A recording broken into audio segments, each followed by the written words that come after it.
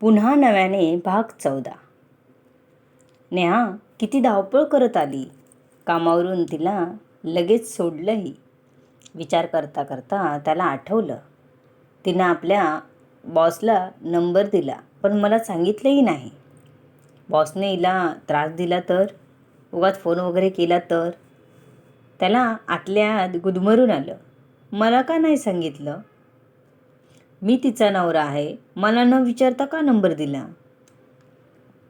संशय ही मनाला लागलेली कीड असते. वेळीच नाही काढली तर संपूर्ण मन ती पोखरून काढते आणि चांगल्या चाललेल्या संसाराची राखरांगोळी करते. शिवने नेहाला विचारायचं ठरवलं. एरवी बायको म्हणून पसंत नसताना संशय आल्यावर मात्र नवऱ्याचा रुबाब दाखवावा वाटला. थोड्याच वेळात नेहा स्वतःला चहा घेऊन शिवला बघायला त्याच्या रूममध्ये आली. तर शिव जागा होता. झोपा ना, बरं वाटतं का आता? नेहाने प्रेमाने विचारलं. डोकं दुखतंय का अजून तुमचं? नाही, आता बरं वाटतंय पण झोप येत नाही. सवय नाही ना मध्येच झोपायची, शिव नेहाला म्हणाला. बरं, मग असंच पडून राहा, आराम तरी होईल. नेहा सांगून जायला निघाली. शिवने तिला आवाज दिला.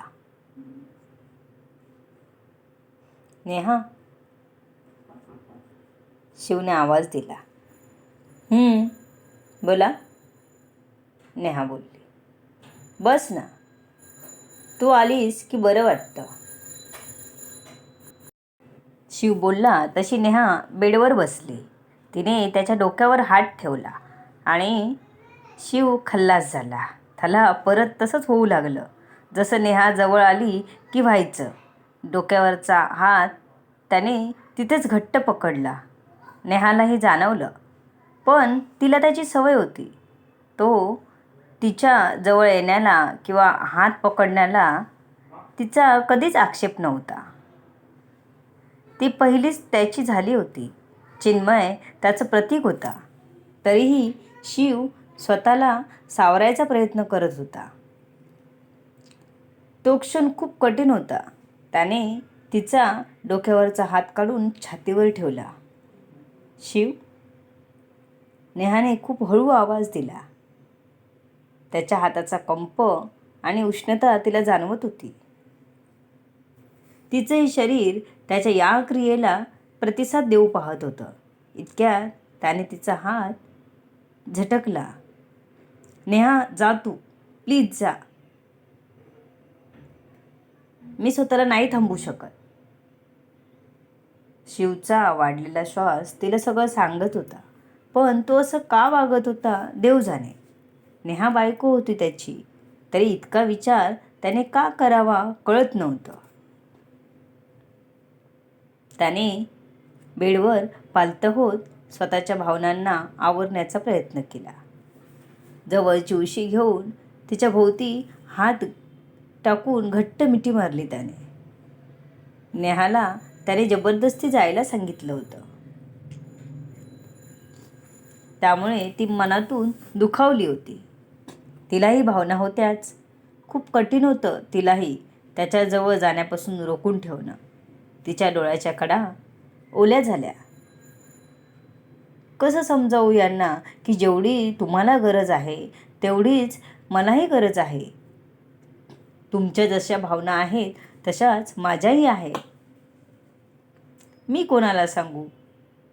गुदमरून जायला होतं. दिवस निघून जातो पण रात्र नकोशी होते. या कुशीवरून त्या कुशीवर करता करता कधीतरी झोप लागते.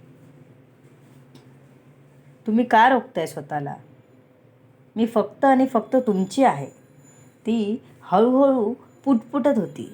सासू बाजूला उभी राहून ऐकत होती आणि ती रडत होती तेही बघत होती. तिने नेहाला आवाज दिला. काय गं, काय झालं?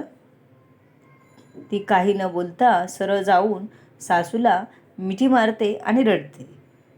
सासू तिला हळूहळू थोपटत अश्रूंना वाट मोकळी करून देत होती. रडून झाल्यावर नेहाने स्वतःला सावरलं. काही नाही, थोडं वाईट वाटलं आहे. नवरा असून मी तसं नाही वागू शकत आहे त्यांच्यासोबत, नेहा बोलली. थोडा वेळ वाट बघ, होईल सगळं ठीक, सासू बोलली. तिच्याकडे नेहाच्या सांत्वनाला अजून शब्द नव्हते. चिन्मय उठून नेहाकडे आला. तिचं सगळं दुःख त्याच्याकडे बघून नाहीसं होई. तिने त्याला जवळ घेतलं. तोही असून तिला अजून बिलगला. मम्मा मम्मा करत तिला काहीतरी दाखवत होता. त्याच्यासोबत खेळण्यात मग्न झाले. सासूने चिन्मयच्या खाण्याची तयारी केली.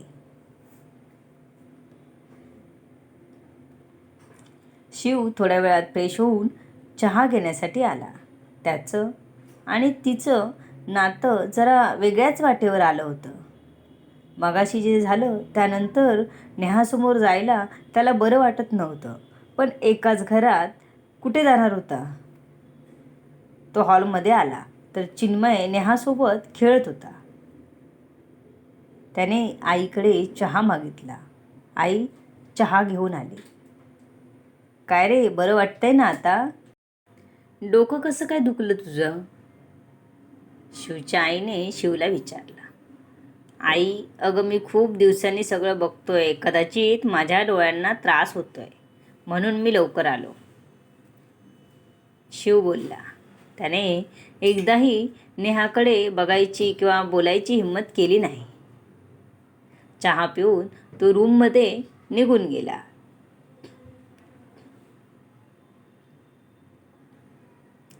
अजूनही अस्वस्थ वाटत होतं. तो बेडवर बसला. काय झालं हे सगळं? मला काय होतंय? मी का नाही नेहाचा विचार करू शकत? चिन्मय चिन्मय तर माझंच बाळ आहे ना. मला ओढ वाटते त्याची. मी त्याचा बाबा आहे हे ऐकून पण समाधान मिळतं मला. नेहा जवळ आली की माझ्या भावनाही उचंबळून येतात. तरीही मी तिच्यापासून लांब राहू का इच्छित आहे. असेल सावळी, पण दिसायला छान आहे ब्लॅक ब्युटी. तिच्याही भावना आहेतच ना. तिला माझ्याकडून अपेक्षा असतीलच ना. का करू नये तिने अपेक्षा? तिचं काहीच चूक नाही. विचार चालू होता तेवढ्यात चिन्मय धावत आला आणि बेडवर चढत बाबा बाबा करू लागला. त्याने चिन्मयला उचलून घेतलं. एक गोड पप्पी घेतली आणि काय झालं विचारला. चिन्मयने त्याच्या गळ्यात हात टाकून गालावर ओठ टेकवले.